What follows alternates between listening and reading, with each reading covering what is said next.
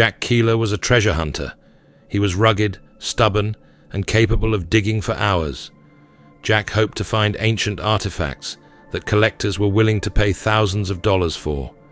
He had heard many legends, but one in particular captured his imagination. The story of the missing tomb of a 17th century pirate whose curse promised dire consequences to anyone who disturbed his rest.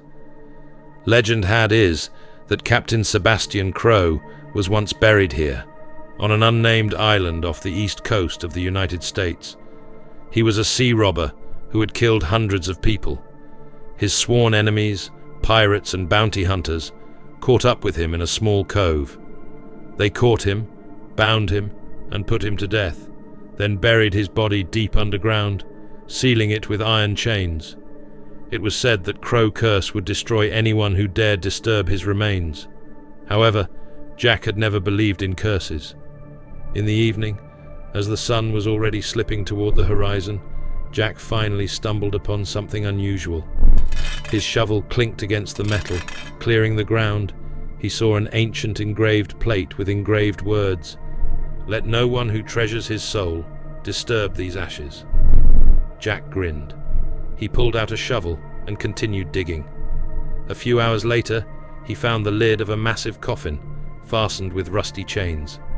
The old lock yielded easily to the pick's blows, and the lid creaked open. Inside was a half-decayed skeleton, its skull still retaining an intimidating grin. A huge, ruby-encrusted dagger rested on its chest. It beckoned to Jack. The ghostly flames dancing on the jewels mesmerized him. "Oh, it would be worth a fortune," he whispered, and reached for it. As soon as his fingers closed on the hilt, there was a deafening clap of thunder. The ground shook, and from the grave came a long, inhuman groan. Jack jumped back, but it was too late. The darkness seemed to pour out of the coffin, enveloping him from head to toe. He tried to run, but his legs refused to obey. The skeleton rose slowly, its empty eye sockets flashing with an ominous green light.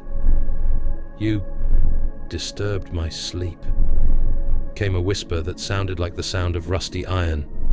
Jack screamed and rushed away, but his feet were tangled in the grass and tree roots. It was as if the ground itself was trying to hold him up. He collapsed face down, the dagger following out of his hands. When he turned around, the skeleton was already standing nearby, towering over him. The skeleton held out a bony hand, and the air around him was filled with icy cold. Jack gasped, unable to move. He could feel the darkness seeping into his body. His skin turned black, as if it were burning from the inside out, and his bones cracked under an invisible weight. The last thing he heard was Captain Crowe's sinister laughter. Several weeks passed.